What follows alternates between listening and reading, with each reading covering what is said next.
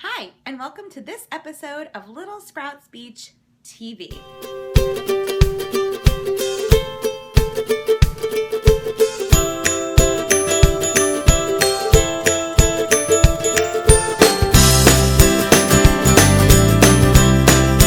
Grab your pen and paper because today we are talking about personal space.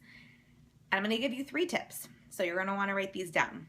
Now, tip number 1, you're really going to want to think about because we need to consider your child's age. Why?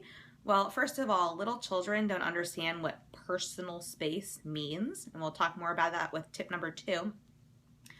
But also because little kids have this concept of self, right? Everything's about them, which is fine. That's very normal when a child is young. And it takes a while for them to develop an understanding of being able to, remove themselves from their own minds and their own wants and needs and think about others in that respect and what other people want and need. So, then if you put on top of that, some of our kiddos have autism, they have sensory processing disorder, ADHD, any number, Down syndrome, any number of things, okay? A delay, any kind of delay or disorder, it doesn't matter. The point is, it can take a longer time for them to really conceptualize, to really understand what this means, right? So when we say, oh, get out of my space, they just may not understand. So we need to consider their age, and we need to consider how much they're understanding when we're speaking to them about this topic. Once a child enters kindergarten or they're transitioning from preschool to kindergarten, they typically begin to understand, staying in their own space. But like I said, some kiddos, it's going to come much later. And again, that's okay.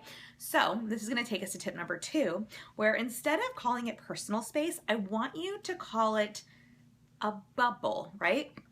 All kiddos, okay, I don't care if they're 2 and extremely language delayed, most of them know what a bubble is, and most of them have seen a bubble, right? Or they can conceptualize a bubble.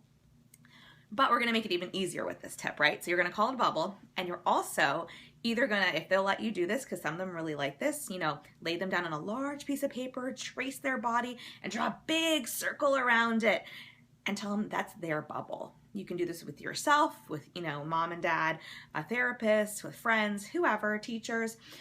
You can also just take a picture of them, it can be on the computer or wherever, and draw a bubble around them and show them this is your bubble. This is mommy's bubble, daddy's bubble, Miss So-and-so's bubble. This is your friend's bubble.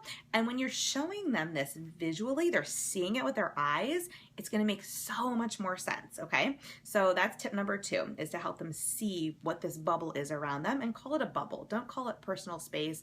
You can eventually start calling it my space, your space, but they have to really understand this concept of the bubble first.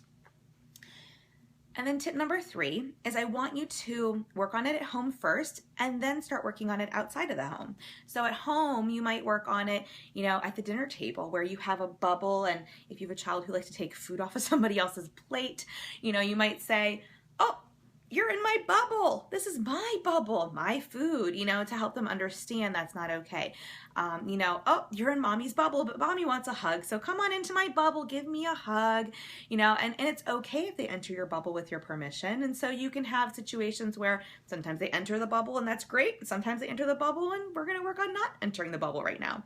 And then you can start taking it outside of the house to therapy sessions, to school, maybe lining up is tough for them. Maybe they like to put their hands on the kid's back in front of them, and that kid does not like that.